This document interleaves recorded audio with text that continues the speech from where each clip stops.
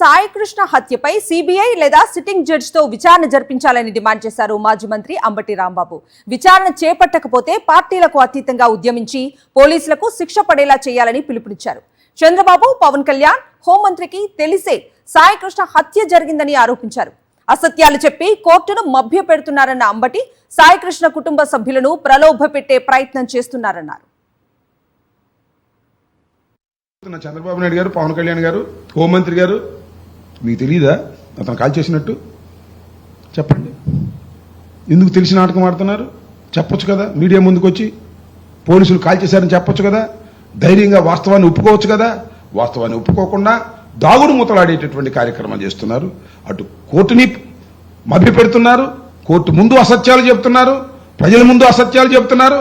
కానీ ప్రజలకు అందరికీ తెలుసు, సాయికృష్ణ అతి దారుణంగా చంపి కాల్చి బూడిద చేసేశారు, సాక్ష్యాధారం లేకుండా చేసేశారు అనేటువంటి పద్ధతులు ఇవాళ జరిగితే, ఇంత క్రూరంగా, ఇంత అన్యాయంగా మానవ సమాజంలో ఎక్కడ జరగని విధంగా పోలీసులే చేస్తే, రక్షక భటులే ఈ విధంగా చేస్తే ఎక్కడికి పోతుంది సమాజం అని అడుగుతా ఉన్నా.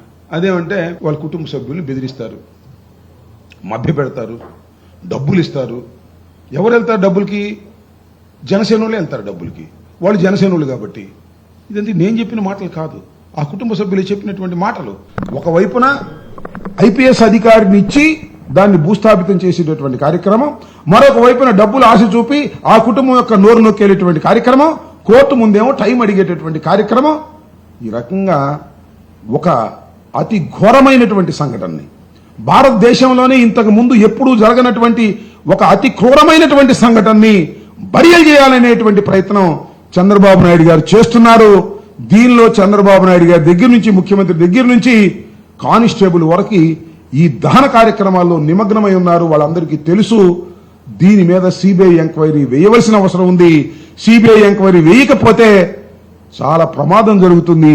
సిబిఐ ఎంక్వైరీ కాకపోతే సిట్టింగ్ జడ్జి చేత విచారణ జరిపించవలసిన అవసరం ఉందని కూడా ఈ సందర్భంగా మేము డిమాండ్ చేస్తున్నాం. అలా చేయని పక్షంలో దీన్ని ఒక ఉద్యమ రూపం తీసుకురావాల్సినటువంటి అవసరం ఉంది. పార్టీలకు అతీతంగా కూడా చేయవలసిన అవసరం ఉంది. ఇది అతి దారుణమైనటువంటి సంఘటన. ఈ సంఘటన మీద ప్రతి పౌరుడు కూడా స్పందించకపోతే పోలీసులే రౌడీలు అయిపోతారు బాబు. పోలీసులు కొట్టేస్తారు, పోలీసులే పంచాయతీలు చేసేస్తారు, ఇప్పటికే చేస్తున్నారు, మరింతగా చేస్తారు. ఇది ఈ కేసు యొక్క లాజికల్ ఎండ్. పోలీసులు శిక్షించబడేంత వరకు పోరాడవలసినటువంటి బాధ్యత ఈ సమాజం మీద ఉంది. మరిన్ని అప్డేట్స్ కోసం ఛానల్ ను సబ్స్క్రైబ్ చేయండి. నోటిఫికేషన్స్ కోసం బెల్ ఐకాన్ పై క్లిక్ చేయండి.